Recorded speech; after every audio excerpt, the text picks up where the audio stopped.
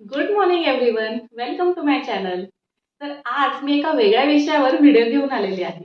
तर आजच्या व्हिडिओचा विषय आहे जागर आदिशक्तीचा. तर सध्या भारतात नवरात्र उत्सव चालू आहे आणि सगळ्या भारतभर उत्सवाचे जोरदार वारे वाहत आहेत. तर सगळ्या महिला भारतातल्या आता बिझी असतील. सणवार म्हटलं की घराची स्वच्छता करायची, घरात देवाची पूजा अर्चा करायची, नंतर नैवेद्य बनवायचा, 9 दिवसाचे उपवास असतात, त्यात दांडिया गरबा खेळायचं असतं आणि नटायचं थटायचं सुद्धा असतं. वेगवेगळ्या रंगाच्या साड्या नेसायच्या असतात. तर या सगळ्यात आपल्या भारतीय महिला खूप बिझी असतील. तर हा देवीचा नवरात्र आपण 9 दिवस उत्साहाने साजरा करतो. तर आपल्या पुराणांमध्ये असे सांगितले आहे की देवीने 9 वेगवेगळी रूपे घेऊन महिषासूर या राक्षसाचा वध केला आणि त्यामुळेच आपण हा 9 दिवस उत्सव साजरा करत असतो. तर देवीची 9 रूप आहेत महालक्ष्मी, अष्टभुजा, पार्वती, सरस्वती, दुर्गा, अन्नपूर्णा, रणचंडी, महिषासुरमर्दिनी. तर अशी वेगवेगळी जी देवीची रूप आहेत ती आमच्या सर्वसामान्य महिलांच्या अंगात पण संचार करतात बरं का. फक्त आपण त्याचा वापर करत नाही. तर आजचा खास व्हिडिओ आहे हा महिलांसाठी. महिलांच्या असणाऱ्या समस्या आणि त्याच्यावर महिलांनी कसे सोल्युशन्स फाइंड आउट करायचे आहे, कसं पॉझिटिव्ह राहायचं आहे आणि आपलं आयुष्य जास्तीत जास्त कसं सुंदररित्या जगायचं आहे, त्या विषयावर मी आजचा व्हिडिओ हा घेऊन आलेले आहे. तर वुमन एम्पॉवरमेंट, वुमन इंडिपेंडन्स या फ्रेजेस सध्या खूप पॉप्युलर आहेत. सगळीकडे आपल्याला ऐकायला मिळतात. पण खरंच आजची स्त्री ही इंडिपेंडंट आहे का? तिच्या आयुष्याचे निर्णय ती घेऊ शकते का? यावर तुमचं काय मत आहे हे मला कमेंट करून जरूर सांगा. तर आजकाल फेसबुकच्या माध्यमातून बरेच महिलांचे प्रश्न हे पुढे आलेले आहेत. मी फेसबुकवर बऱ्याच महिलांच्या ग्रुपला जॉईन आहे किंवा काही सामाजिक संस्थांच्या मार्फत काही महिलांशी जोडली गेलेली आहे. तर या महिलांचे अनेक प्रश्न माझ्यासमोर उभे राहतात की लग्नानंतर बऱ्याच महिलांचा हा छळ होत असतो. कधी सासू सासऱ्यांकडनं छळ होतो, नवऱ्याकडनं छळ होतो, नवऱ्याचं दारू पिणं वाढलेलं असतं, नवऱ्याकडून शारीरिक मानसिक त्रास झालेला असतो, दीर जावेचा त्रास असतो, नणंदांच्या संसारात लुडबुड असते. या अशा बऱ्याच कारणांमुळे स्त्रिया या खूप त्रासलेल्या असतात आणि मग फेसबुकवर बऱ्याच ग्रुपमध्ये त्यांचे पोस्ट येतात, त्यांचे नाव हाईड केलेले असते. पण मग त्या अशा बऱ्याच घरगुती कारणांसाठी प्रश्न विचारत असतात आणि त्याचे सोल्युशन्स मागत असतात. तर प्रत्येक वेळेस त्यांना व्यवस्थितपणे मार्गदर्शन मिळेलच असं नाही. त्याच्यामुळे या व्हिडिओच्या माध्यमातून त्यांनी जास्तीत जास्त कसं पॉझिटिव्ह राहावं आणि आपल्या आयुष्याचा जास्तीत जास्त सकारात्मक कसा विचार करायचा आहे आणि आनंदी राहायचंय या बाबतीत मी थोड्याशा टिप्स आज सांगणार आहे. तर सगळ्यात पहिली गोष्ट म्हणजे जेव्हा एखाद्या मुलीचं लग्न होतं आणि ती सासरी जाते, तर प्रत्येक आईवडिलांना असं वाटतच असतं की आपल्या मुलीचा संसार सुखाने व्हावा आणि प्रत्येक मुलगी ही खूप सारी स्वप्न घेऊन त्या घरामध्ये आलेली असते. पण जेव्हा तिला अशा खूप साऱ्या त्रासदायक प्रश्नांना सामोरं जावं लागतं, तिचा छळ होतो, तेव्हा ती कुठेही याची वाच्यता करायला कचरते. कारण सोसायटीचं एक प्रेशर असतं. ती आई-वडिलांना सांगू शकत नाही. ती माहेरी बऱ्याच वेळा आपले प्रॉब्लेम्स डिस्कस करत नाही. कारण तिला असं वाटतं की आपल्या आई-वडिलांना त्रास नको किंवा आई-वडील काय म्हणतील, मला सपोर्ट करतील का? तर बऱ्याच वेळा आई-वडील खरंच सपोर्ट करतच नाही. त्यांचं असं मत असतं की संसार म्हटलं की थोडेफार प्रॉब्लेम्स येतातच. तर संसार म्हटलं की थोडीशी ॲडजस्टमेंट ही करावीच लागते. तर असे बऱ्याच वेळा आई-वडीलही सपोर्ट करत नाही किंवा मग स्त्रिया स्वतःहूनच आपल्या प्रश्नांना वाच्यता फोडत नाही. आपल्या मित्र-मैत्रिणींशी डिस्कस करत नाही आणि मग मनातल्या मनात त्यांना ते प्रश्न खात राहतात. त्यांचं आयुष्य एकदमच त्रासदायक होतं आणि खूप निगेटिव्ह विचार करायला लागतात. काही महिला आपलं आयुष्यही संपवतात. तर त्यांचे प्रश्न इतक्या गहन टोकाला गेलेले असतात. तर आपल्याला एखादी समस्या आली, तर खरं तर बोलूनच त्याचं निवारण आपण करू शकतो. तर तुम्हाला छोट्यात छोटी जरी कुठलीही समस्या असेल, तरी तुम्ही बोलायला शिका. आपल्या आई-वडिलांशी बोला. कारण आपले आई-वडील आपल्याला खूप चांगल्या पद्धतीने समजून घेऊ शकतात. समजा आपल्याला काही कारणाने आई-वडिलांचा सपोर्ट नाही मिळाला, तर आपले बहीण-भाऊ असतील किंवा आपले मित्र-मैत्रिणी असतील, तर त्यांच्याशी बोला. प्रश्न हे बोलल्याशिवाय सोडवता येणार नाहीये. तर तुम्हाला जे काही प्रश्न असतील, मग ते छोटे-छोटे का असेना, काही त्रास असेल, तर तुम्ही तो बोला. आपल्या जोडीदाराशी बोला. आपल्या जोडीदाराशी गोष्टी शेअर करायला शिका. आणि माझे मुलींच्या आई-वडिलांनाही एक निवेदन आहे, की आपल्या मुलीला जर काही प्रॉब्लेम असेल, तर तो प्लीज सिरियसली घ्या आणि त्याच्यावर सोल्युशन्स फाइंड आउट करण्याचा प्रयत्न करा. कुठल्याही मुलीला आपला संसार उगीचच उद्ध्वस्त व्हावा असं वाटत नसतं. तिला काहीतरी सासरी त्रास असेल, तर त्यात तुम्ही लक्ष दिलेलं पाहिजे. कारण ती मुलगी लग्न करून सासरी गेली म्हणजे तुमची जबाबदारी संपलेली नसते. तर आपल्या पिढीचा काय प्रॉब्लेम झालेला आहे?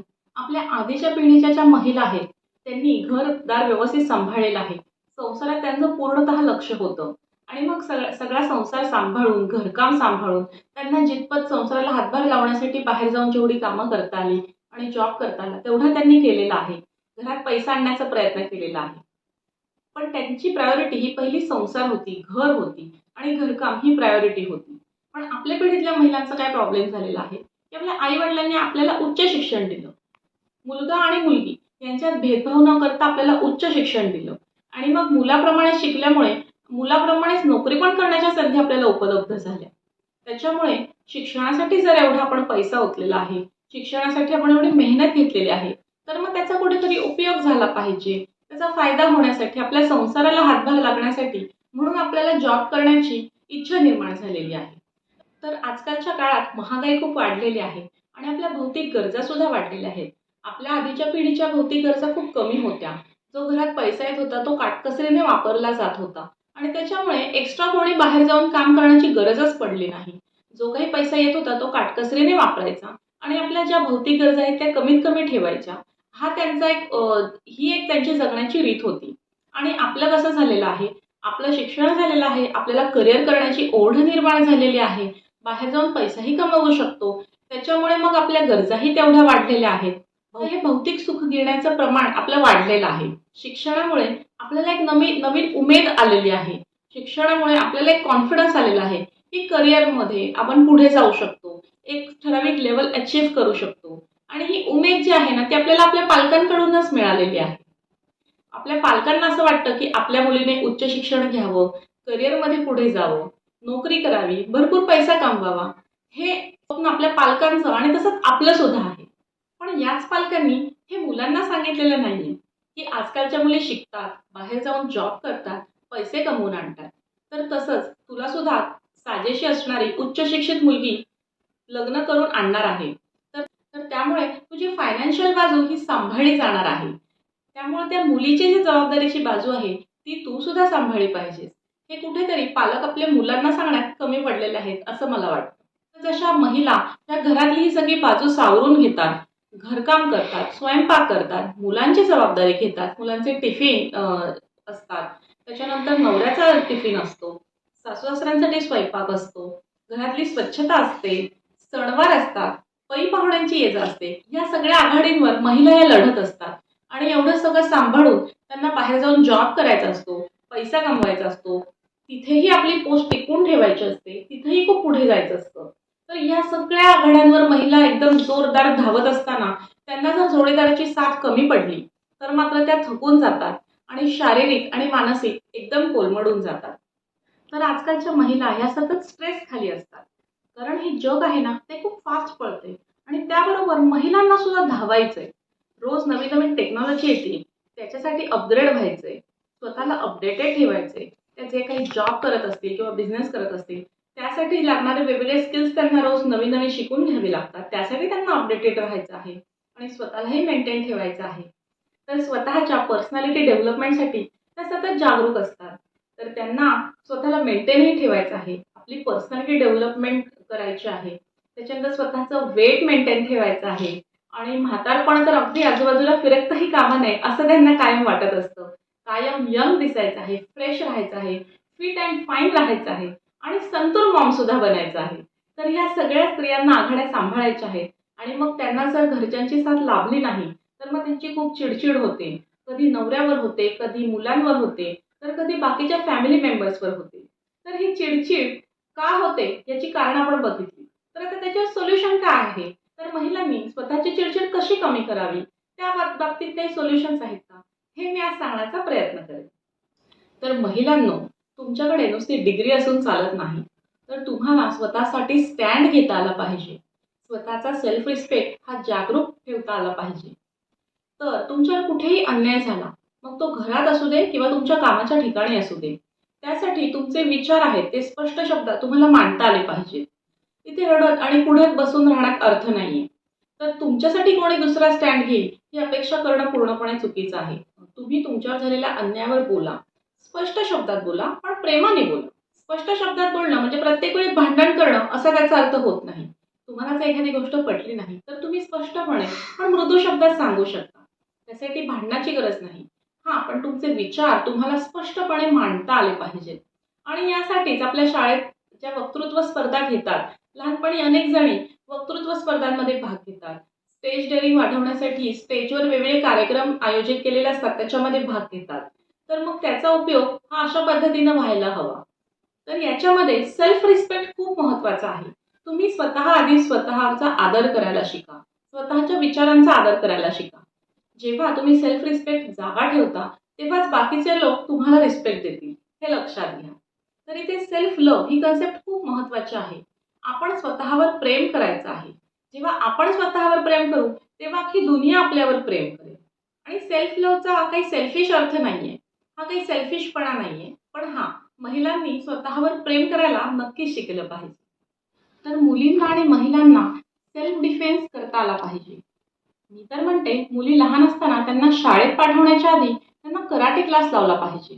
त्यांना सेल्फ डिफेन्स कसा करायचा याचे धडे अगदी लहानपणापासूनच दिले पाहिजेत.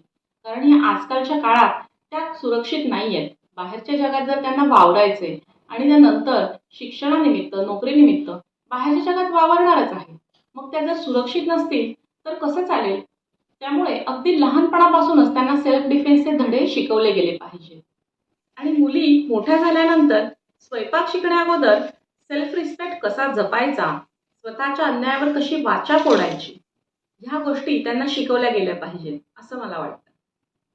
तर आजकाल मुलींचं शिक्षण झाल्यानंतर त्या बाहेर जाऊन जॉब करतात आणि पैसा कमवतात. तर त्यांना असं वाटतं की त्या इंडिपेंडंट झाल्या. पण तुम्ही बाहेर पडताय, जॉब करताय आणि महिनाभर काम करून तुम्हाला जी सॅलरी मिळते, ती सॅलरी बऱ्याच वेळा त्याचं काय करायचं आणि कुठे इन्व्हेस्ट करायचे हे त्यांचा नवरा ठरवतो किंवा त्यांचा लाईफ पार्टनर ठरवतो. जर तुम्ही कमावलेल्या पैशाचं नियोजन तुम्ही करत नसाल आणि त्यासाठी आपल्या नवऱ्यावर डिपेंड राहत असाल, तर तुम्ही इंडिपेंडंट कशा म्हणायच्या? तुम्हाला मिळालेला पैसा कुठे खर्च करायचा आणि कुठे इन्व्हेस्ट करायचा, तर ह्याचा फ्रीडम तुम्हाला मिळाला पाहिजे. आणि याचा फ्रीडम तुम्हाला जेव्हा मिळेल, तेव्हाच तुम्ही इंडिपेंडंट होताल. तर त्यासाठी वेगवेगळ्या इन्व्हेस्टमेंट प्लॅन्स, सेव्हिंग स्कीम्स ह्या तुम्ही जाणून घेतल्या पाहिजेत. त्याचं नॉलेज अपग्रेड केलं पाहिजे. तर बऱ्याच वेळा असं महिलांकडनं बोलणं येतं, की मी सॅलरी तर घेतेय, पण कशी इन्व्हेस्ट करायची, कुठे इन्व्हेस्ट करायची, हे आमचे हे ठरवतात. तर त्या गोष्टींमध्ये तुम्हीही इंटरेस्ट घेतला पाहिजे, असं मला वाटतं.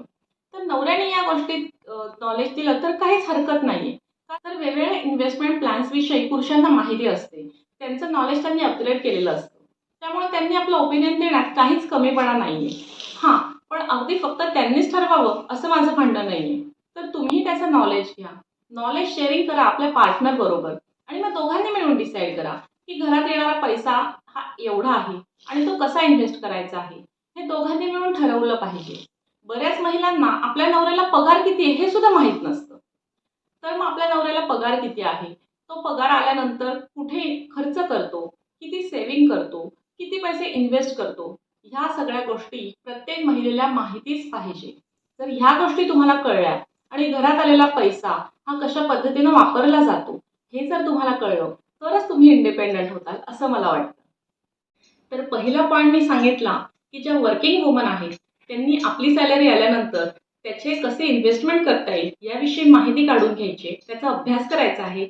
बँकांमध्ये जा आणि वेगवेगळ्या प्रकारचे इन्व्हेस्टमेंट प्लॅन समजून घ्या. स्वतःचा इन्शुरन्स काढा. या गोष्टी खूप गरजेच्या आहेत तुम्ही इंडिपेंडंट होण्यासाठी. आणि दुसरी गोष्ट म्हणजे होम मेकर्स जे असतील त्यांनी आपल्या नवऱ्याला किती सॅलरी आहे आणि तो ते पैसे कसे वापरतो, किती पैसा सेव्ह होतो, त्याचे अकाउंट डिटेल्स आणि त्यांनी कुठले कुठले इन्व्हेस्टमेंट केलेले आहेत, तर त्याचे सगळे डिटेल्स माहिती करणं खूप गरजेचं आहे. आता दुसरा पॉईंट असा आहे की महिला स्वतःला सुपर वुमन समजतात. तर त्यांना असं वाटतं की मी बाहेर जाऊन जॉबही करेल आणि घरात राहून घरकामही करेल. घराची स्वच्छता करेल, झाडू फरशी करेल, भांडी करेल, कपडे धुईल, भाजी आणेल, किराणा सामान आणेल, मुलांचा अभ्यास घेईल. या सगळ्या गोष्टी मी करेल. तर या सगळ्या गोष्टी करण्यासाठी तुम्ही सुपरवुमन नाही आहात. प्रत्येक स्त्री ही सुपरवुमन नाही होऊ शकत. तर तुम्ही स्वतःचं काम हे डिवाइड केलं पाहिजे. तुम्हाला जर खरं शक्य असेल तर तुम्ही हाऊस हेल्प ठेवली पाहिजे घरामध्ये. जी छोटी मोठी कामं करेल, जसं की भांडी क्लीन करू शकते, झाडू फरशी करू शकते, घराचं क्लिनिंग करू शकते. म्हणजे मग तुम्हाला लोड होणार नाही कामाचा. किंवा तुम्ही तुमच्या फॅमिली मेंबर्सला सुद्धा इन्क्लूड करून घेऊ शकता. कधी लाईफ पार्टनरला सांगू शकता की इस्त्रीचे कपडे आणा. तुमच्या मुलांना तुमच्या घरकामात मदत करायला लावू शकता. आता मुलांना तर लहानपणापासूनच कामाची ही सवय पाहिजे. तर इथे हा लिंगभेद करून चालणार नाही, की मुलगी आहे तर तिला घरकामाची सवय पाहिजे, पण मुलगा असेल तर त्यालाही घरकामाची सवय पाहिजे. आता माझं उदाहरण घेतलं तर माझा मोठा मुलगा 10 वर्षांचा आहे. तर तो मला घरकामात सगळी मदत करतो. रोजची कणिक हा तोच मळतो. रोजचा वरण-भाताचा कुकर लावतो. मला भाज्या कट करायला मदत करतो आणि अशी बरीच कामं करतो. अशी छोटी-छोटी कामं मी त्याला शिकवून ठेवलेली आहेत. मी त्याला वयाच्या 8व्या वर्षीपासून ही घरकामं शिकवते. तो सँडविचेस चांगले बनवतो, चहा बनवतो, नूडल्स बनवतो. त्याला हवा तो ब्रेकफास्ट बनवून घेऊ शकतो. तर लहानपणापासूनच मुलांना ही घरकामाची सवय लावली पाहिजे. म्हणजे मग पुढे मोठे होऊन ते कोणावर डिपेंडंट राहणार नाही. जसं आपण मुलींना इंडिपेंडंट करतोय, तसंच आपण मुलांना सुद्धा इंडिपेंडंट केलं पाहिजे. मुली बाहेर जाऊन पैसा कमवतायत आणि त्या इंडिपेंडंट आहेत. त्या स्वतःची कामही स्वतः करू शकतात आणि घरात पैसाही आणू शकतात. मुलंही बाहेर जाऊन पैसा कमवतात. पण मग घरातली कामं त्यांना येतात का? त्यांचं पोट ते भरू शकतात का? तर स्वतःचं पोट भरेल इतपत बेसिक स्वयंपाक हा प्रत्येक मुलाला आलाच पाहिजे. आणि हेच वळण मी माझ्या मुलांना लावते. तर माझा मोठा मुलगा 10 वर्षांचा आहे आणि तो स्वतःचं पोट भरेल इतका स्वयंपाक आत्ता नक्की करू शकतो. तर मग तुम्ही तुमचं काम हे असं डिव्हाइड करू शकता फॅमिली मेंबर्स बरोबर. सगळ्या कामांचा एकत्र स्ट्रेस घेण्याची गरज नाहीये. रोज ताजी भाजी चिरली पाहिजे किंवा रोजची सकाळीच कणिक मळली पाहिजे असा अट्टहास खरं तर करू नये. सकाळी खरंच खूप गडबड होत असेल, ज्या महिलांना कामावर जायचं असतं, समजा घरातून सकाळी 8 वाजताच बाहेर पडायचं, तर त्या किती लवकर उठून कामाला चालू करणार आहेत? तर घरात घरात एक नाही अनेक कामं असतात. तर तुम्ही तुमची दुसऱ्या दिवशीची सकाळची तयारी ही रात्रीच करून ठेवू शकता. फॉर एक्झाम्पल कणिक मळून ठेवू शकता, भाजी कट करून ठेवू शकता.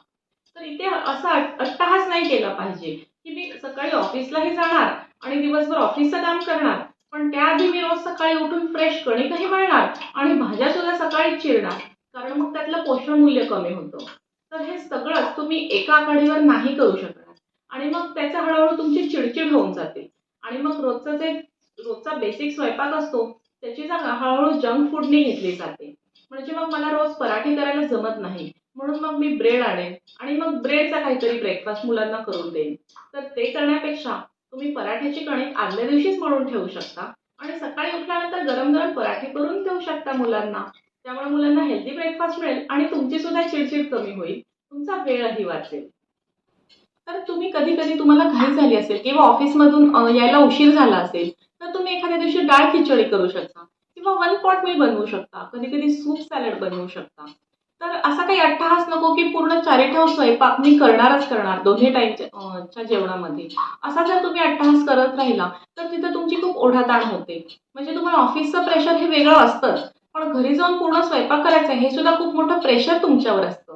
आणि हे असे खूप सततचे टेन्शन असले की मग तुम्हाला हाय बीपीचा त्रास किंवा थायरॉइड चालू होतो, वजन वाढणे, डोकेदुखी या सगळ्या आजारांना सामोरं जावं लागतं.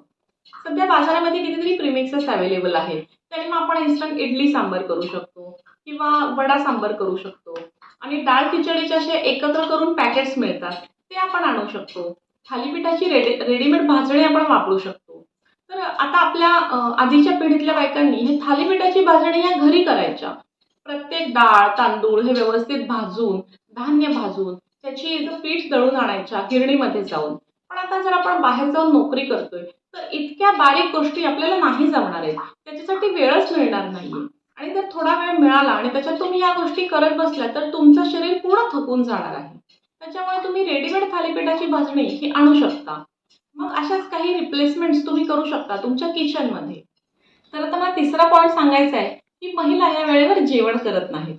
त्यांचं जेवणाची वेळ चुकून जाते रोजची आणि मग त्या घरकामच करत बसतात किंवा ऑफिसमध्ये असेल तर ऑफिसच काम करत बसतात आणि मग त्यांची प्रायोरिटी ही जेवण नसते, तर ते काम हे असतं. तर ही गोष्ट खूप चुकीची आहे. महिलांनी आपल्या हेल्थची काळजी घेतली पाहिजे. आणि दुसरी गोष्ट म्हणजे ते त्यांच्या चॉईसला प्रेफरन्स देत नाहीत. म्हणजे त्यांच्या आवडीचं जेवण हे घरात खूप क्वचितच होतं. तर घरातल्या बाकीच्या मेंबर्सची आवड त्या मनापासून जपतात. तर माझ्या नवऱ्याला हे आवडतं, माझ्या मुलांना हेच लागतं. तर अशा पद्धतीनं त्या मील प्लॅन करतात. पण मग लग्नानंतर हळूहळू स्वतःला काय आवडतं ह्या गोष्टी त्या विसरूनच जातात. तर मग असं करता कामा नये. कधीतरी तुमच्या आवडीचं पण जेवण करून बघा ती. घरातल्या बाकीच्यांना आवडत नसेल तरी खातील एखाद दिवशी, ॲडजस्ट करतील ते. जसं तुम्ही वर्षानुवर्षे करत आलेले आहात. मला अजूनही आठवत नाही की माझ्या आईला कुठला पदार्थ आवडतो. माझी आई वर्षानुवर्षे माझ्या वडिलांना आणि आम्हा दोघी बहिणींना जे पदार्थ आवडतात तेच करत आलेली आहे. तर मला जर कोणी विचारलं की माझ्या आईला कुठला पदार्थ आवडतो, तर मला तो सांगताच येणार नाही. कारण माझ्या आईला स्वतःची अशी सेपरेट चॉईसच नाही राहिलेली. तर असंच हे वर्षानुवर्षे महिला त्यांच्या चॉईसेस विसरत चाललेल्या आहेत. तर मग तुमची जी आवड आहे ही तुम्हीच जपायला पाहिजे. तुम्हाला कोणी येऊन म्हणणार नाहीये की आज तुझ्या आवडीचा स्वयंपाक कर. तर मग ती आवड तुम्ही तुमची जपली पाहिजे. एक एक्झाम्पल द्यायचं म्हणजे माझ्या घरामध्ये सोयाबीनची भाजी सगळ्यांना आवडते. माझ्या मुलांना आवडते, माझ्या नवऱ्याला आवडते आणि माझ्या सासू-सासऱ्यांना पण आवडायची. तर मग ती भाजी आठवड्यातनं एकदा होते म्हणजे होते. पण मी ती सोयाबीनची भाजी कधीच खाल्लेली नाही लग्नाच्या आधी आणि मला ती आवडतही नाही. तर मग ज्या दिवशी सोयाबीनची भाजी मी करते, त्या दिवशी मी सेपरेट भाजी करून घेते. ते म्हणजे त्यांचीही आवड जपली जाते आणि माझीही आवड जपली जाते. मला काळ्या वाटाण्याची भाजी खूप आवडते. तर मग ज्या दिवशी सोयाबीनची भाजी मी करते, त्या दिवशी मी माझ्यासाठी काळ्या वाटाण्याची उसळ वाटीभर तरी करते. मग तेव्हा मी असा कंटाळा करत नाही, की जाऊ दे, सगळ्यांच्या आवडीचं झालंय ना आता, मी काय चालवून घेईन. मी काय लोणचं आणि पोळी खाईन किंवा दही आणि पोळी खाईन. तर असं करत नाही. कारण आपल्याला सुद्धा प्रथिनांची तेवढीच गरज आहे. सोयाबीनमध्ये जेवढे प्रथिन आहेत, तेवढेच काळ्या हरभऱ्यामध्ये सुद्धा तेवढेच प्रथिन आहे. त्याच्यामुळे मी माझ्यासाठी प्रथिनांचा स्रोत उपलब्ध करून ठेवते. तर यामध्ये एक पॉइंट असाही आहे, की बऱ्याच महिलांना शिळं खाण्याची खूप सवय असते, की घरात जास्त स्वयंपाक झाला तर त्या शिळं खात बसतात. तर असं करू नका. तुम्ही सुद्धा रोजचं फ्रेश अन्न जेवत जा. जर ते शिळं झालेलं असेल किंवा ते उरलेलं असेल, तर ते आपण कोणाला तरी देऊन टाकू किंवा तसंच जाऊ दे. तर बऱ्याच महिलांना असं वाटतं, की आपण अन्नाची किंमत केली पाहिजे. अन्न वाया नाही जाऊ दिलं पाहिजे. कारण आपण जे काही करतो ते पोटासाठी करतो. तर अगदी बरोबर आहे. आपण जे काही कष्ट घेतोय, जे काही पैसे कमावून आणतोय, ते पोटासाठी कमावून आणतोय.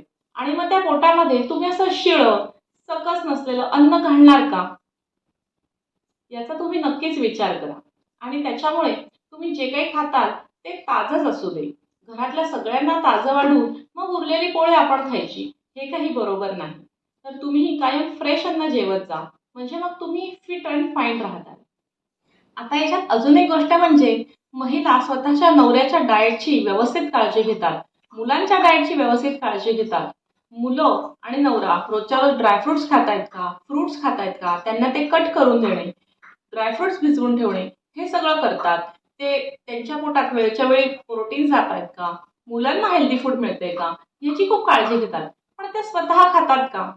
जर तुम्ही घरातल्या सगळ्यांची काळजी घेत आहात, तर त्याच्या आधी सगळ्यात आधी तुम्ही तुमची काळजी घेतली पाहिजे. कारण तुम्ही जर फिट अँड फाईन असेल, तरच घरातले बाकी सगळेजण फिट अँड फाईन असणार आहेत. तर जेव्हा मी मुलांना ड्रायफ्रुट्स देते, that time I make sure that I will have the dry fruits also. जेव्हा आम्ही बाकीच्यांना फ्रुट्स कापून देते, तेव्हा त्यातला एक फ्रूट मी सुद्धा खाते. तर आपण जेव्हा दुसऱ्यांची काळजी घेतो, त्यावेळेस आपण आपली सुद्धा पहिल्यांदा काळजी घेतली पाहिजे. तर आज मला हा व्हिडिओ बघणाऱ्या सगळ्या महिला प्रॉमिस करणार आहेत, की तुम्ही आठवड्यातनं एक दिवस तरी तुमच्या आवडीचं जेवण बनवणार आहात आणि तुम्हाला स्वतःला प्रायोरिटी ठेवणार आहात. आणि पुढचं पॉईंट मला सांगावासा वाटतो, की महिलांनी एक्सरसाइजला वेळ दिलाच पाहिजे. रोज 1 तास तुम्ही एक्सरसाइज हा केलाच पाहिजे. असे आठवड्यातले किमान 5 दिवस तुम्ही एक्सरसाइज करा. म्हणजे दिवसभर तुम्ही अशा फ्रेश राहताल. तर आपण बघतो की बरीचशी मुलं ऑफिसला जायच्या आधी व्यवस्थित जिमला जातात आणि मग ऑफिसला जातात किंवा काहीतरी एक्सरसाइज कुठल्याही फॉर्ममध्ये एक्सरसाइज करतात, रनिंगला जातात, वॉकिंगला जातात. तर मग आपण का मागे पडतो? आपण का नाही ऑफिसला जायच्या आधी एक्सरसाइजला जाऊ शकत? तर रोजचा 1 तास तरी एक्सरसाइज हा आपण केला पाहिजे. तो आपल्याला म्हातारपणी खूप कामी येणार आहे. आता बऱ्याच महिला म्हणतील की आम्ही घरातली कामं करतो, झाडू फरशी करतो, भांडी घासतो, कपडे धुतो, हाच आमचा एक्सरसाइज आहे. तर हे चुकीचं आहे. डॉक्टरांचं असं म्हणणं आहे की तुम्ही घरातली जी कामं करतात या सगळ्या तुमच्या ॲक्टिव्हिटीज आहेत आणि तुम्ही दिवसभर हे ॲक्टिव्ह राहिलंच पाहिजे. दिवसभरात हे ॲक्टिव्हिटीज तुम्ही केल्याच पाहिजेत. पण ह्या ॲक्टिव्हिटीज सोडून तुम्ही तुमचा एक सेपरेट टाईम हा व्यायामाला दिला पाहिजे. जो टाईम फक्त तुमचा असेल.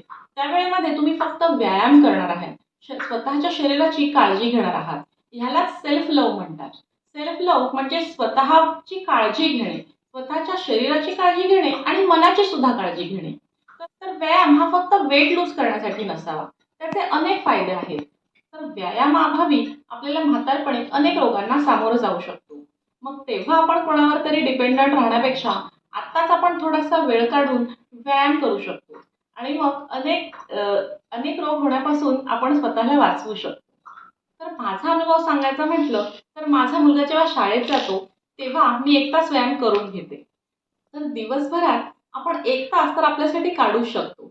असं काहीच नसतं की आपण दिवसभर खूप बिझी आहोत. असं काही नसतं. आपल्याला रिकामा वेळ हा मध्ये-मध्ये मिळतच असतो.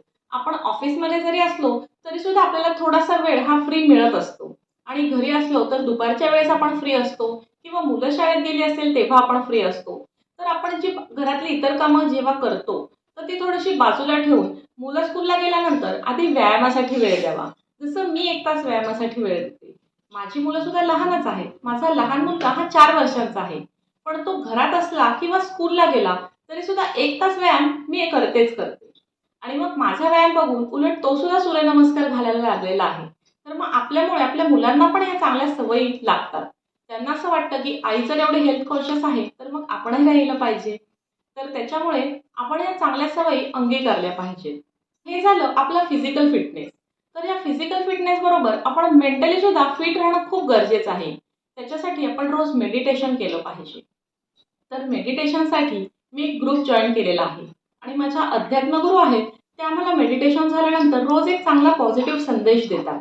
त्याच्यामुळे माझ्या दिवसाची सुरुवात खूप छान पद्धतीने होते. आता तुम्ही म्हणताल की एवढ्या सगळ्या गोष्टी कशा मॅनेज होणार? एक्सरसाइजही करायचा, मेडिटेशनही करायचं, आम्ही ऑफिसलाही जातो, आम्हाला घरच्याही जबाबदाऱ्या आहेत, मुलंही आहेत. तर असा दिवसातला एक वेळ ठरवायची की त्यावेळेस आपण थोडंसं फ्री असतो आणि त्यावेळेस मग आपण मेडिटेशन करू शकतो. आता माझ्या रुटीनमध्ये माझे मिस्टर तर सकाळी 6 वाजता ऑफिसला जातात. त्याच्यामुळे मला पहाटे 4 वाजता उठून त्यांच्यासाठी टिफिन बनवायला लागतो. मग त्यांच्यासाठी टिफिन बनवला आणि ते ऑफिसला गेले की नंतरचा वेळ मला थोडासा फ्री मिळतो. मग घरातली इतर कामं करण्यापेक्षा मी आधी मेडिटेशन करते, एक्सरसाइज करते आणि मग घरातली कामं करते. तर ह्या आपण आपल्या प्रायोरिटीज ठरवल्या पाहिजेत की आपल्याला कुठल्या कामाला जास्त वेळ द्यायचा आहे. तर घरातली कामं अशी आहेत की ती कधीही संपत नाहीत. तुमचं एक काम झालं की तुम्हाला पुढचं त्याच्या आधीच आठवलेलं असतं. तर जेव्हा आपल्याला फ्री वेळ असेल आणि आपल्याला असं वाटेल की घरात जास्त वर्दळ नाहीये, गर्दी नाहीये, त्यावेळेस मग तुम्ही मेडिटेशन करू शकता. ज्यावेळेस घरात शांतता असेल. तर मेडिटेशनचे अनेक फायदे आहेत. त्याच्यामुळे आपलं मन शांत राहतं आणि आपल्यामधली पॉझिटिव्हिटी वाढते. आता पुढचा पॉइंट महिलांसाठी आहे की तुमची जी हॉबी आहे ती जपण्यासाठी तुम्हाला स्वतःसाठी वेळ काढायचा आहे. तर आपल्या अशा बऱ्याचशा सुप्त इच्छा असतात ज्या मनामध्ये दडून बसलेल्या असतात. लग्नाच्या आधीपासून ज्या काही इच्छा असतात, स्वप्न असतात, ते आपल्याला साकार करायचे असतात. लग्नाच्या आधी कधी-कधी शिक्षणामुळे आपल्याला ती पॉसिबल होत नाही आणि लग्नानंतर मग संसारात पडल्यानंतर, जॉब चालू झाल्यानंतर, मुले झाल्यानंतर आपल्या जी काही इच्छा आहेत, जी स्वप्न आहेत, ती आपण पूर्णपणे विसरून जातो. तर तसं नाही केलं पाहिजे. आपण आपले स्वप्न साकारण्यासाठी सतत धडपडत राहिलं पाहिजे आणि ॲक्टिव्ह राहिलं पाहिजे. त्याच्यामुळे आपल्याला खूप जास्त मनाला आनंद मिळतो. तुम्ही दिवसातनं एक तरी रोज काम असं केलं पाहिजे जे तुमच्या मनाला खूप आनंद देतं. फॉर एक्झाम्पल मला डान्स करण्याची खूप आवड आहे. तर लग्नाआधी शिक्षणामुळे मला नृत्य क्लास लावायला जमलाच नाही. तर लग्नानंतर संसारात मी सुद्धा बिझी झाले होते. जॉब झाला, मुलं झाली, मुलांमध्ये सुद्धा मी बिझी झाले. पण मुलं थोडीशी मोठी झाल्यानंतर मग मात्र ठरवलं, आपलं ते स्वप्न साकारायचं राहिलेलं आहे. मग मी त्याच्या मागे लागले. मग मी डान्स क्लास जॉइन केला आणि भरतनाट्यम शिकायला लागले. आणि मग आता माझा आठवड्यातनं 2 वेळा तो क्लास असतो आणि मी रोज त्याची थोडी तरी प्रॅक्टिस करते. ती गोष्ट माझ्या मनाला खूप आनंद देते. हे दिवसभराच्या कामाचा जो थकवा असतो ना, तो एकदम पळून जातो. त्याच्यामुळे मी माझ्या हॉबीसाठी रोज थोडा वेळ तरी देते. तर या गोष्टी तुम्ही सुद्धा शिकल्या पाहिजेत. आता मला ह्या गोष्टीत माझ्या घरच्यांचा खूप मोठा सपोर्ट आहे.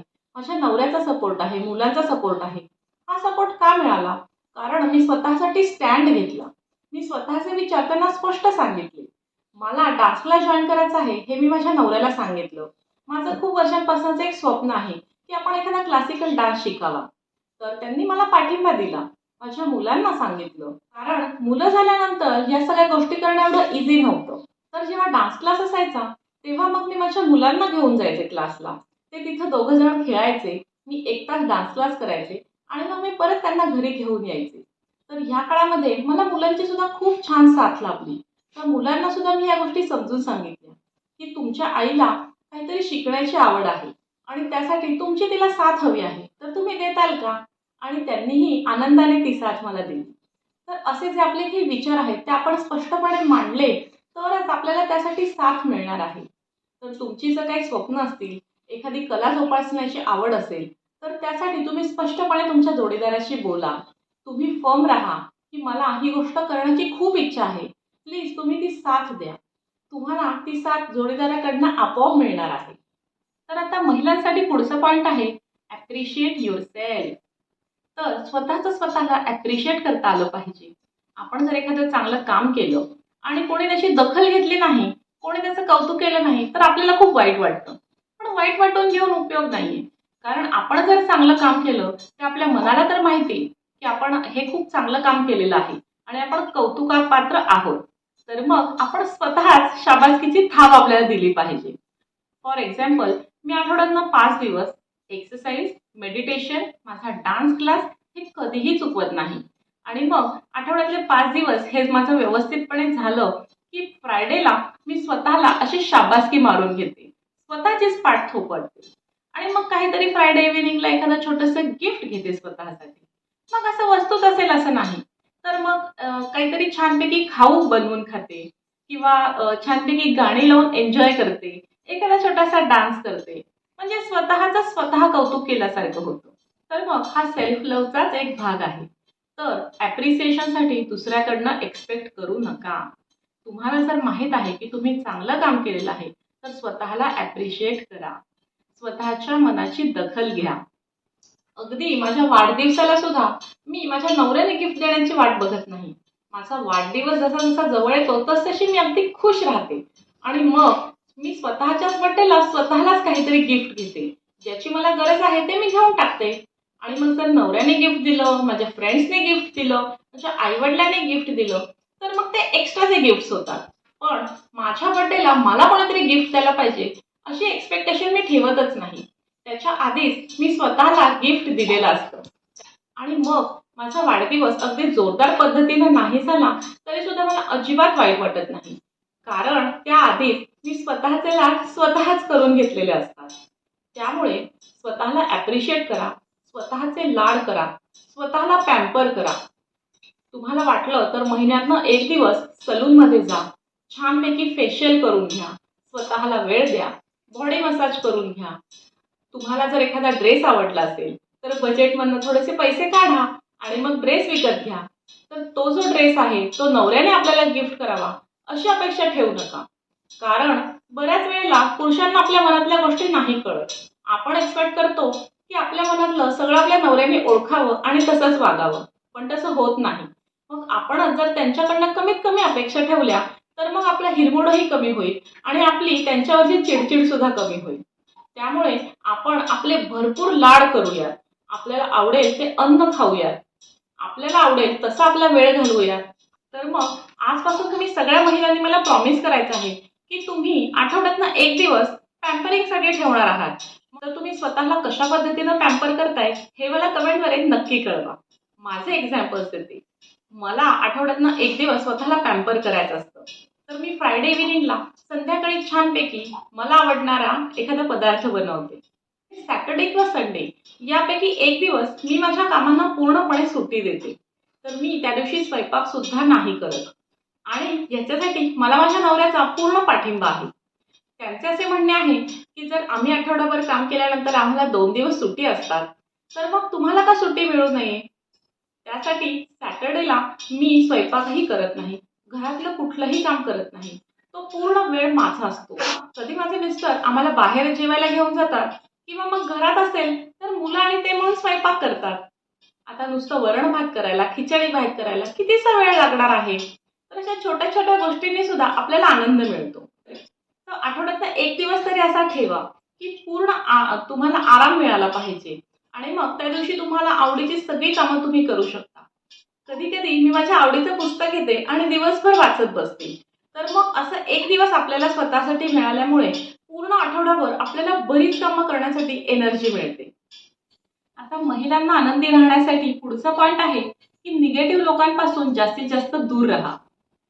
तर आता आपल्या ऑफिसमध्ये असे बरेच लोक असतात जे निगेटिव्हिटी घेऊन येतात आपल्या आयुष्यामध्ये. म्हणजे आपला ग्रुप असतो आणि त्याच्यात काही मुली असतात किंवा काही मुलं असतात की जे कायम गॉसिपिंग करत असतात दुसऱ्यांविषयी किंवा निगेटिव्ह बोलत असतात. तर अशा लोकांपासून आपण दूर राहिलं पाहिजे. कारण आपण जितकं निगेटिव्ह लोकांच्या संपर्कात येतो ना, तेवढी निगेटिव्हिटी आपल्यामध्ये रिफ्लेक्ट होत जाते. तर अशी काही काही निगेटिव्ह लोक आपल्या आयुष्यात येतात आणि आपल्याला त्रास देतात.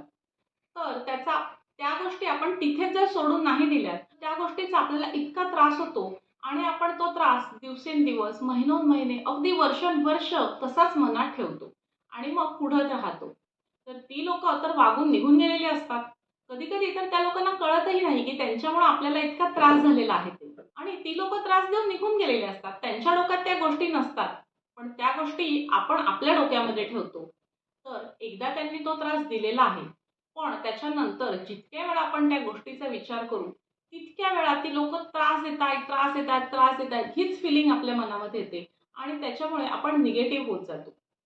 तर जर एखाद्या व्यक्तीने आपल्याला काही त्रास दिला किंवा आपलं एखाद्या व्यक्तीशी भांडण झालं, तर ती गोष्ट तिथल्या तिथं आपण विसरून गेली पाहिजे. एखादी निगेटिव्ह गोष्ट आपल्या आयुष्यात घडली, तर लगेचच बर्निंग बाउल ॲक्टिव्हिटी करून ती गोष्ट तिथंच विसरून जा. म्हणजे त्या गोष्टीचं दडपण सतत आपल्या मनावर राहणार नाही. कारण आपण जितका आपल्या स्वतःला त्रास करून घेऊ, तेवढा त्या व्यक्तीला अजिबात फरक पडणार नाही.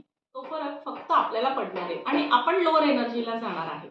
त्याच्यामुळे कोणी कितीही काही बोललं, आपल्याला त्रास दिला, तरीसुद्धा आपण त्या गोष्टीचा त्याच क्षणी फक्त विचार करायचा. त्याच्यानंतर दुसरा दिवस उजाडला, की आपलं डेली रुटीन चालू ठेवायचं. मेडिटेशन करायचं, एक्सरसाइज करायचा, बर्निंग बाउल ॲक्टिव्हिटी करायची, हो'ओपोनोपोनो ॲक्टिव्हिटी करायची. म्हणजे मग आपण आदल्या दिवशी जी लोअर एनर्जीला गेलेलो असतो, ते आपण परत हायर एनर्जीला येतो. म्हणजे असा रोजचा आपला दिवस हा सकारात्मक जाईल. आदल्या दिवशी झालेल्या नकारात्मक गोष्टी दुसऱ्या दिवशी आठवू सुद्धा नका. त्या गोष्टी आठवून आपल्याला आदल्या दिवशी जेवढा त्रास झालेला आहे, तेवढाच त्रास आपल्याला दुसऱ्या दिवशी सुद्धा होणार आहे. तर हे टेक्निक आहे निगेटिव्हिटी कमी करण्याचं. तर घराबाहेर जेवढी निगेटिव्ह माणसं आहेत आणि आपल्याला जेवढी अव्हॉइड करता येतील, तेवढी आपण केली पाहिजे. पण आता तुम्ही म्हणताल, की आमच्या घरातच काही निगेटिव्ह माणसं आहेत किंवा घरातल्या काही लोकांशी आपलं पटत नसतं. त्यांची निगेटिव्हिटी आपल्यामध्ये रिफ्लेक्ट होत असते. तर अशा वेळेस काय करायचं? तर अशा वेळेस आपण त्या लोकांना बदलायला जाऊ नये. त्या लोकांना आपण बदलूच शकत नाही. आपण फक्त स्वतःला बदलू शकतो आणि त्यांची निगेटिव्हिटी आपल्यात रिफ्लेक्ट होणार नाही, असा आपण प्रयत्न करू शकतो. तर प्रत्येक माणूस हा एका एनर्जीने बनलेला आहे आणि आपली एनर्जी ही जेवढी हाय असेल, तेवढे आपण पॉझिटिव्ह असतो आणि आपली एनर्जी जेव्हा लोअरला जाते, तेव्हा आपण निगेटिव्ह होत जातो. तर आपली एनर्जी आपल्याला कायम हाय एनर्जी ठेवायची आहे. तर ती जेव्हा हाय असेल, तेव्हाच आपण पॉझिटिव्ह राहतो. आणि आपल्याला आपली एनर्जी निगेटिव्ह न करण्यासाठी काही टेक्निक्स आहेत. तर मी जे तुम्हाला सांगितलं, की मी रोज मेडिटेशन करते. तर मी एक लॉ ऑफ अट्रॅक्शनचा कोर्स केला होता. त्यामध्ये आम्हाला ह्या सगळ्या अध्यात्माच्या गोष्टी शिकवल्या होत्या. तर याआधी माझा अध्यात्माशी कधीच संबंध आला नाही किंवा मला विश्वास नव्हता. पण कोर्स केल्यानंतर मी त्या गोष्टींवर अभ्यास केला आणि काही गोष्टींचे मला खूप चांगले अनुभव आले. त्यामुळे मला या गोष्टींवर विश्वास बसायला लागला आणि आता मी रोज न चुकता मेडिटेशन करते. म्हणजे शनिवार, रविवार जरी आमच्या मेडिटेशन क्लासला सुट्टी असली, तरी सुद्धा मी माझं स्वतःचं मेडिटेशन करते. मी रोज मेडिटेशन केल्याशिवाय घराच्या बाहेरच पडत नाही. माझी एनर्जी मी हाय करते आणि मगच मी घराच्या बाहेर कुठल्याही कामासाठी पडते. मला जर एखाद्या दिवशी बरं नसेल, तर माझा एक्सरसाइज मिस होऊ शकतो किंवा माझ्या दिवसभरातल्या बाकीच्या गोष्टी मिस होऊ शकतात. पण माझं मेडिटेशन मी कधीही मिस करत नाही. कारण त्याने मला खूप पॉझिटिव्ह एनर्जी मिळते. ते जे 15 मिनिटांचं मेडिटेशन असतं ना, त्यांनी स्वतःमध्ये झाकण्यासाठी मला वेळ मिळतो. जेव्हा मेडिटेशन चालू असतो, तेव्हा आपल्या आजूबाजूच्या सगळ्या गोष्टींचा आपल्याला विसर पडतो आणि मग माणूस आपल्या अंतरंगात घुसत असतो. आणि जो माणूस आपल्या अंतरंगात जाऊन त्या गोष्टींचा अभ्यास करतो ना, मग तो खूप पॉझिटिव्ह राहतो असं मला वाटतं. मला बऱ्याच गोष्टी ह्या मेडिटेशन चालू असताना आकलनात येतात. तर त्या गोष्टींचा मला खूप जास्त फायदा झाला त्याच्यामुळे आपल्याला निगेटिव्हिटी आपल्या आयुष्यातली कमी करायची असेल तर आपण पॉझिटिव्ह राहणं खूप गरजेचं आहे. तर आपल्यातली निगेटिव्हिटी कमी करण्याचा एक मार्ग आहे होओपोनोपोनो टेक्निक. तर हे टेक्निक काय आहे? तर हे एक हवाईन टेक्निक आहे. याच्यामध्ये आपल्याला 4 सेंटेन्सेस बोलायचे असतात. पहिलं सेंटेन्स आहे म्हणजे आय एम सॉरी, दुसरं आहे प्लीज फॉरगिव्ह मी, तिसरं आहे थँक यू आणि चौथं आहे आय लव्ह यू. तर ही फक्त 4 अशी शॉर्ट सेंटेन्सेस आहेत आणि ही आपल्याला म्हणायची असतात. आणि मग ही सेंटेन्सेस म्हटल्यानंतर आपली निगेटिव्हिटी आपोआप कमी होते. तर याच्यामध्ये काय स्टोरी आहे? तर एक हवाईन डॉक्टर होते आणि ते वेड्याच्या इस्पितळामध्ये कामाला होते. आणि मग त्यांनी ही टेक्निक वापरून त्या वेड्यांना 1.5 महिन्यामध्ये पूर्ण बरं केलं. तर जर मनोरुग्ण ह्या टेक्निकने बरे होऊ शकतात तर मग आपल्यातली निगेटिव्हिटी आपोआपच त्यांनी ओसरते. तर ही 4ही सेंटेन्सेस आहेत ही युनिव्हर्सला संबोधलेली आहेत. तर ह्याचा असा अर्थ आहे की हे युनिव्हर्स, आय एम सॉरी, मला माहीत नव्हतं की ही निगेटिव्हिटी माझ्यामध्ये कुठून आली ते. प्लीज फॉरगिव्ह मी, की मला माफ करा की आता ही निगेटिव्हिटी मी पूर्णपणे कमी करण्याचा प्रयत्न करत आहे. थँक यू यासाठी की थँक यू युनिव्हर्स, माझ्यात ही निगेटिव्हिटी आहे हे मला जाणून दिल्याबद्दल. आय लव्ह यू म्हणजे की तुम्ही ही पूर्ण निगेटिव्हिटी माझ्यातनं काढून टाकली त्यासाठी मी तुमच्याशी ग्रेटफुल आहे. तर ही 4ही सेंटेन्सेस हे युनिव्हर्सला बोलायचे असतात. आणि मग आपण ही टेक्निक एखाद्या आपल्या प्रॉब्लेमवर सोल्युशन मिळण्यासाठी वापरू शकतो. म्हणजे जर माझ्या आयुष्यात एखादी निगेटिव्ह व्यक्ती आहे, तिच्यापासून मला काही त्रास होत आहे, तर मी त्या व्यक्तीशी जाऊन भांडण्यापेक्षा मी ही टेक्निक वापरून तो प्रॉब्लेम सॉल्व्ह करू शकते. तर मग प्रॉब्लेम आपल्या डोक्यामध्ये असतोच. तर हे सेंटेन्सेस हे युनिव्हर्सला मनातल्या मनात बोलू शकतो किंवा मोठ्याने बोलू शकतो. हे कंटिन्युअस बोलायचं आहे. हे दिवसातून तुम्ही कितीही वेळा बोलू शकता. इव्हन ह्याचा जप सुद्धा करू शकता. याचे बरेचसे व्हिडिओ युट्यूबला सुद्धा अवेलेबल आहेत. पण ही टेक्निक मी माझ्या अध्यात्म गुरूंकडून शिकलेले आहे. तर मग ह्या टेक्निकचा खूप मोठा उपयोग होतो आपली निगेटिव्हिटी कमी करण्यासाठी. तर ज्या महिलांना असे त्रास आहेत, ज्यांच्या संसारात खूप साऱ्या अडचणी आहेत, काही फायनान्शियल स्टॅबिलिटी नाहीये किंवा ज्यांचे नवरे हे शारीरिक मानसिक छळ करतात, ज्यांचे सासू सासऱ्यांबरोबर पटत नाही, दीर जावेचा त्रास आहे, नणंदांची लुडबुड आहे किंवा अशा अनेक घरगुती समस्यांना आपल्याला तोंड द्यावं लागतं. आणि ज्या समस्या आपल्याला आपल्यापासून सुटू शकत नाही, म्हणजे घरात राहणारे हे लोक असतात आणि ज्याच्यापासून आपण पळून जाऊ शकत नाही. तर सगळ्यात आधी म्हणजे ती समस्या आपण ऍक्सेप्ट करणं खूप गरजेचं आहे. म्हणजे माझ्या आयुष्यात एखादा प्रॉब्लेम आला तर पहिल्यांदा मी ती गोष्ट ऍक्सेप्ट करते की हो, हे झालेलं आहे. माझं एखाद्याशी भांडण झालं तर मी पहिल्यांदा ऍक्सेप्ट करते की हो, हे झालेलं आहे, ही गोष्ट झालेली आहे आणि त्याची पूर्ण जबाबदारी मी स्वतःवर घेतलेली आहे. आणि मग हे होओपोनोपोनो प्रेयर आपण अशी म्हणू शकतो. तर ही प्रेयर करण्याच्या आधी तो प्रॉब्लेम स्वतः ऍक्सेप्ट करणं खूप गरजेचं आहे आणि त्याची जबाबदारी घेणं खूप गरजेचं आहे की ह्या संपूर्ण प्रकारची जबाबदारी ही माझ्यावर घेते. तुमचे स्वतःचे असे काही कर्म आहेत आणि ज्या कर्मांमुळे ती व्यक्ती तुमच्या आयुष्यात आलेली आहे आणि तुम्हाला त्रास देत आहे, त्याच्यात त्या व्यक्तीचा काहीही दोष नाही. आणि तुम्ही युनिव्हर्सला पूर्ण समर्पित केलं पाहिजे आणि सांगितलं पाहिजे की जी निगेटिव्ह व्यक्ती माझ्या आयुष्यात आलेली आहे, या त्या व्यक्तीचा दोष नसून तो माझा दोष आहे. ते मी माझ्या कर्मांनी आणि माझ्या विचारांनी त्याला आकर्षित केलेलं आहे. तर ह्याची संपूर्ण जबाबदारी मी स्वतः घेतो आणि मग मी त्याच्यावर काही उपाय शोधतो आणि मग ही ओहोपोनोपोनो प्रेयर आपण वापरू शकतो. तर असे लॉ ऑफ अट्रॅक्शनचे बरेचसे कोर्सेस ऑनलाईन अवेलेबल आहेत. सध्या त्याचं डिजिटल मार्केटिंग सुद्धा चालू आहे. तर तुम्हाला खरंच पॉसिबल असेल तर एखादा लॉ ऑफ अट्रॅक्शनचा कोर्स तुम्ही नक्की करा. त्याच्यामुळे काय होतं, तुम्हाला जे वेगवेगळे टेक्निक्स शिकायला मिळतात. त्याच्यामध्ये मेडिटेशन सुद्धा ते घेतात आणि त्या मेडिटेशनचा आपल्या जीवनावर खूप पॉझिटिव्ह परिणाम होत असतो. जसं आम्हाला त्या कोर्समध्ये 7 वेगवेगळी चक्र शिकवलेली आहेत. ही चक्र आपल्या आयुष्याचा एक खूप मोठा भाग आहे आणि ते आपल्याला आनंद देत असतात आणि ती संतुलित राहणं खूप गरजेचं असतं. तर मग आम्ही रोज ती चक्र संतुलित करण्यासाठी मेडिटेशन करतो. आणि मग हे मेडिटेशन करून आणि ह्या टेक्निक्स वापरून माझी स्वतःची खूप चिडचिड कमी झाली. ऍक्च्युली माझा स्वभाव लग्नाच्या आधी प्रचंड रागीट होता, ऍग्रेसिव्ह होता, चिडचिडेपणा माझ्यात खूप होता. एखादी गोष्ट माझ्या मनात जशी आहे तशीच ती झाली पाहिजे असं मला वाटायचं. एखादी गोष्ट माझ्या मनाविरुद्ध झाली की मला प्रचंड राग यायचा. मी भांडण करायचे, चिडचिड करायचे ते माझ्या बऱ्याचशा मित्रमैत्रिणींनी अनुभवलेलं आहे, माझ्या घरच्यांनी अनुभवलेलं आहे, बऱ्याच नातेवाईकांनी अनुभवलेलं आहे. पण लग्नानंतर ॲक्च्युली जेव्हा योगेश माझ्या आयुष्यात आले, तेव्हा माझी चिडचिड बऱ्यापैकी कमी झालेली होती. कारण ते प्रचंड पॉझिटिव्ह पर्सन आहे. म्हणजे माझ्या प्रत्येक गोष्टीचा ते खूप पॉझिटिव्हली विचार करतात आणि त्यांनी मला प्रत्येक गोष्टीत खूप सपोर्ट केलेला आहे. त्यामुळे माझा चिडचिडे स्वभाव हा बऱ्यापैकी कमी झाला होता. पण तरी कधी-कधी मी अग्रेसिव्ह व्हायचे. तर हा कोर्स केल्यानंतर माझा स्वभाव खूप शांत झालेला आहे. एखादी गोष्ट आपल्याला बऱ्याच दिवसांपासून त्रास देत असेल, तर तीही गोष्ट सोडून देण्यात मला मदत झाली. म्हणजे अगदी 8-8, 10-10 वर्षांपूर्वी माझ्याकडनं ज्या चुका झाल्या किंवा काही लोकांनी मला त्रास दिला, तर त्याची सल मला अजूनही मनात राहत होती.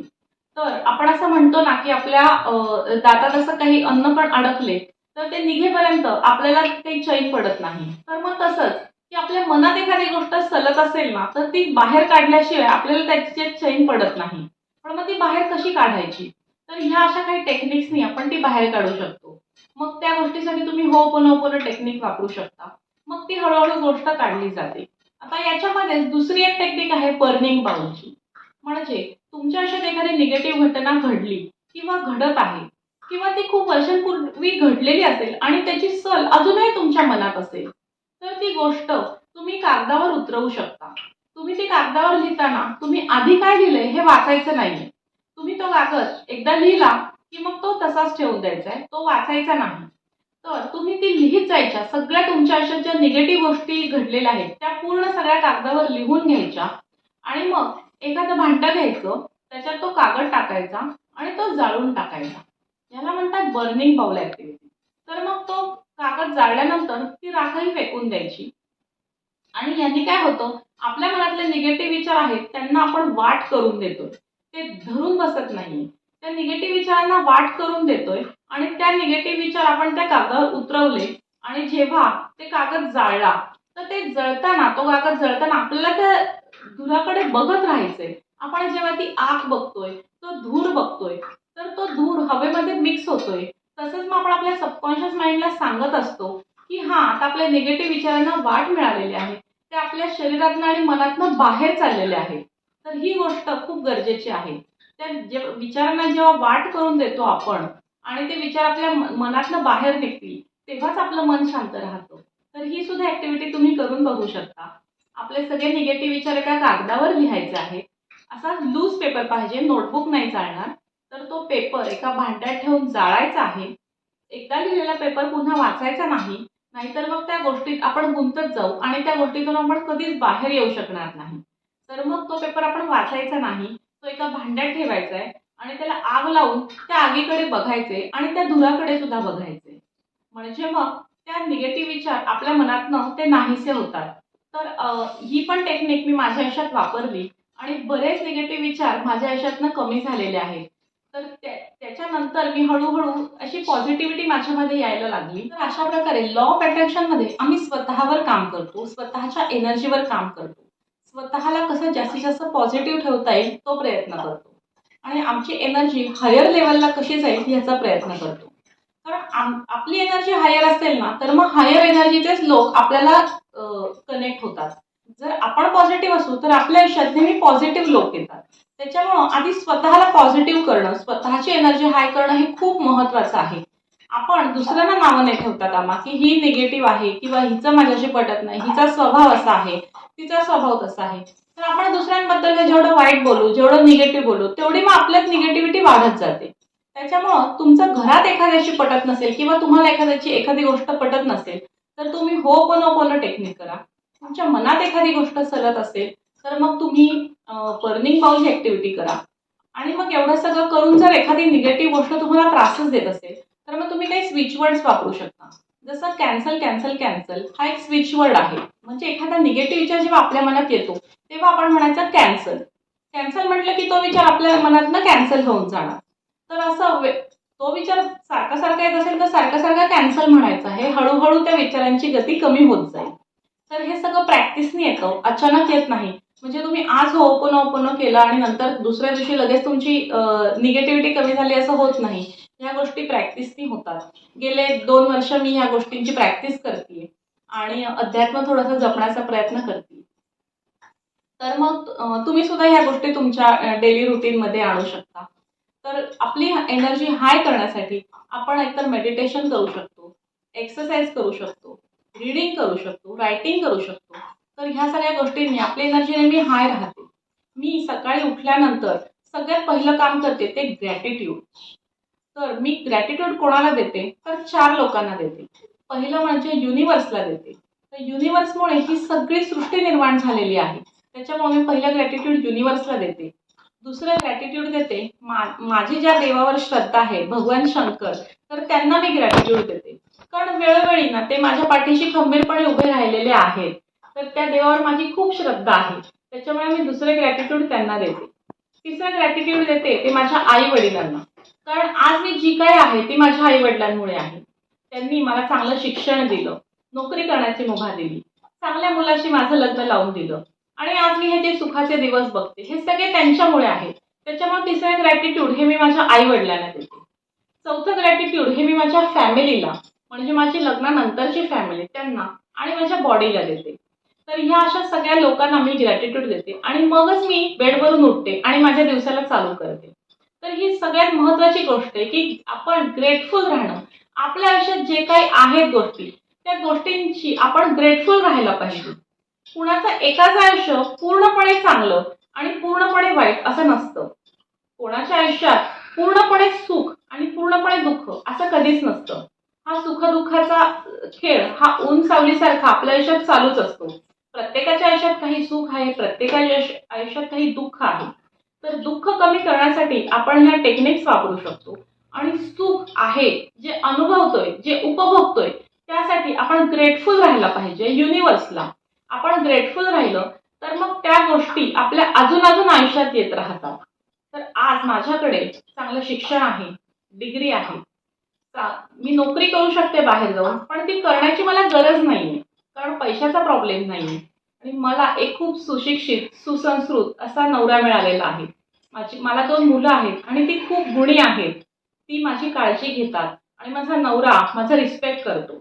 या सगळ्या गोष्टी माझ्या आयुष्यात आहेत आणि या सगळ्या गोष्टींसाठी मी खूप ग्रेटफुल आहे युनिव्हर्सला. आणि मी ग्रेटफुल असल्यामुळे ह्या गोष्टी माझ्या आयुष्यात टिकून आहेत आणि त्या अजून अजून मला मिळणार आहेत. तर तुमच्या आयुष्यात ज्या काही चांगल्या गोष्टी आहेत त्या लिहून काढल्या पाहिजेत. माझी ही नाईट टाईम ॲक्टिव्हिटी असते. मी जेव्हा माझी डेली सगळ्या ॲक्टिव्हिटीज करून जेव्हा झोपायला जाते तर तिथे मी रोज एका पानावर 10 ब्लेसिंग्ज लिहिते माझ्या, की कुठल्या कुठल्या गोष्टींसाठी मी ग्रेटफुल आहे युनिव्हर्सला आणि कुठले कुठले माझ्या आयुष्यात ब्लेसिंग्ज आहेत.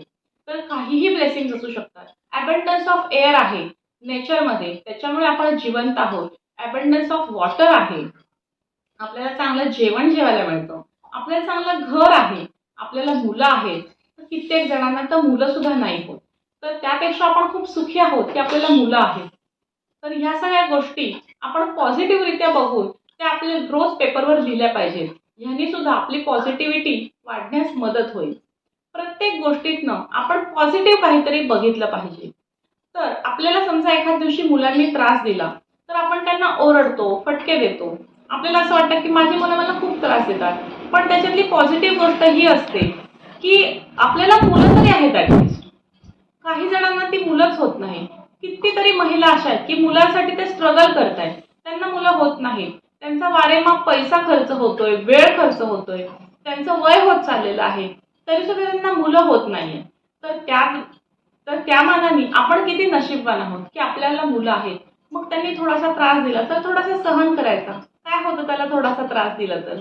तर हे विचार आपले असे चेंज होत राहतात जेव्हा आपण त्या ब्लेसिंग्ज लिहून काढतो. कारण त्या ब्लेसिंग्जमध्ये आपली मुलं आलेली असतात. आपण लिहिलेलं असतं की I am blessed with 2 cute sons आणि मग ती जेव्हा दिवसाचा त्रास देतात तेव्हा तो त्रास न वाटता ते ब्लेसिंग आपल्याला वाटतं. तर हा आपल्या आयुष्यावर असा परिणाम होत असतो पॉझिटिव्हिटीचा. त्यामुळं 2-3 ॲक्टिव्हिटीज तुम्ही रोज करणं खूप गरजेचं आहे. ते म्हणजे तुम्ही एकतर रोज एक्सरसाइज केला पाहिजे, तुम्ही रोज मेडिटेशन केलं पाहिजे, तुम्ही रोज तुमच्या आवडीच्या कामासाठी थोडा का होईना वेळ दिला पाहिजे. मग ते तुम्हाला गाणं म्हणण्याची आवड असेल तर गाणं म्हणा, डान्स करा किंवा तुम्हाला कुठलीही आवड असेल, तुम्हाला रांगोळीची आवड असेल तर तुम्ही रांगोळीत थोडासा वेळ घालवा, तुमचं मन रमवा. हे मनाला आनंद देणाऱ्या गोष्टी आहेत त्या तुम्ही रोज केल्या पाहिजेत. त्याच्यानंतर तुम्ही रोज होपोनोपोनो हे केलं पाहिजे, म्हणजे तुमची निगेटिव्हिटी आपोआप कमी होईल. तुम्ही रोज तुमच्या ब्लेसिंग्स लिहून काढल्या पाहिजेत. ही एक कंपल्सरी ॲक्टिव्हिटी जी तुम्हाला रोज केली पाहिजे. त्याने तुमच्या आयुष्यातल्या बरेच निगेटिव्ह गोष्टी कमी होऊन जातील. जर तुम्ही असं म्हणत असताल की मला ऑफिसलाही जावं लागतं, मला घरचंही बघावं लागतं आणि माझी खूप धावपळ होते, तर तुम्ही हा विचार करा की तुम्ही फायनान्शियल इंडिपेंडंट तरी आहात, तुम्ही काही पैसे कमवत आहात, त्याचा तुम्ही तुमच्या पर्सनल डेव्हलपमेंटसाठी उपयोग करू शकता. ज्या मुलींना त्यांच्या आईवडिलांनी शिक्षणच दिलं नाही, त्या कशा जॉब करू शकणार आहेत? नाहीच करू शकणार. त्यांना घरातच बसून राहावं लागणार आहे. तर मग त्या मानाने तुमची परिस्थिती थोडीफार बरी तरी आहे. तर जॉबच्या निमित्ताने तुम्ही घराबाहेर पडता, थोडा वेळ मैत्रिणींना भेटता, तुमचा थोडाफार वेळ छान घराच्या बाहेर जातो. घरात राहून राहून जो एक एकाकीपण येतं ते तुम्हाला येत नाही. तुम्ही बाहेर पडता, 4 लोकांशी बोलता आणि फ्रेश राहता. हेच उलट अर्थी जर तुम्ही गृहिणी असताल आणि तुमची चिडचिड होत असेल की मला घराच्या बाहेर पडता येत नाही किंवा मला घरातच बसावं लागतं, माझ्या शिक्षणाचा उपयोग नाही, असं बऱ्याच महिलांना वाटतं की माझ्याकडे डिग्री आहे पण मी बाहेर जाऊन जॉब करत नाही, तर मग माझ्या शिक्षणाचा काही उपयोगच नाही. तर हे चुकीचं आहे. शिक्षणाचा उपयोग हा फक्त बाहेर जाऊन पैसे कमवण्यासाठीच आपण नाही करू शकत.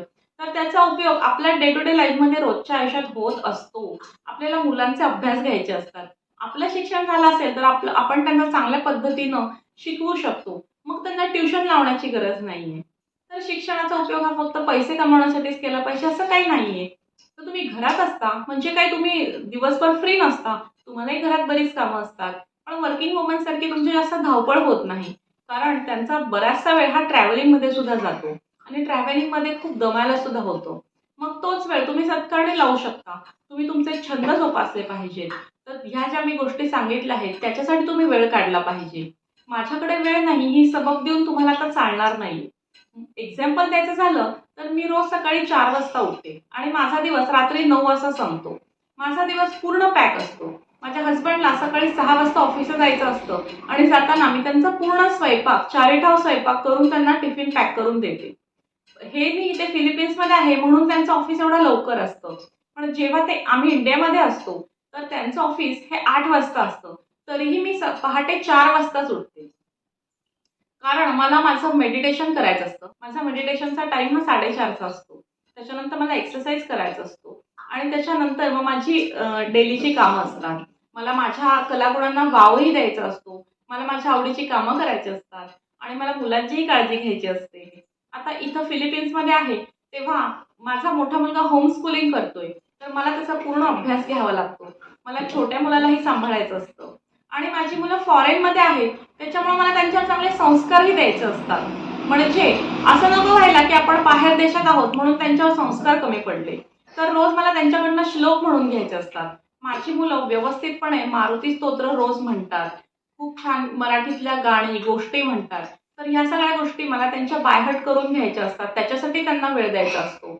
तर ह्या सगळ्या गोष्टींसाठी एनर्जी कुठून येते? तर ही पॉझिटिव्ह एनर्जी ही सगळी ह्या ॲक्टिव्हिटीजमधनं येत असते. जे मी रोजचं मेडिटेशन करते, एक्सरसाइज करते किंवा स्वतःच्या आवडीच्या गोष्टी करते, त्यातून मला खूप सारी एनर्जी मिळत असते आणि मग मी हा दिवस माझा व्यवस्थित घालवत असते. तर मग तुम्ही सुद्धा पॉझिटिव्ह राहण्यासाठी या गोष्टींचा अवलंब करा. ज्या गोष्टी मी तुम्हाला सांगितल्या, ह्या काही टेक्निक्स मी तुम्हाला सांगितल्या अध्यात्माच्या होत्या, त्या गोष्टींचा अवलंब करा आणि बघा तुमच्यातली पॉझिटिव्हिटी आपोआप वाढेल आणि निगेटिव्हिटी कमी होईल. तुम्ही शांत राहण्याचा प्रयत्न करा आणि तुमचं आयुष्य आनंदी जगण्याचा प्रयत्न करा, असं मी तुम्हाला आवाहन करते.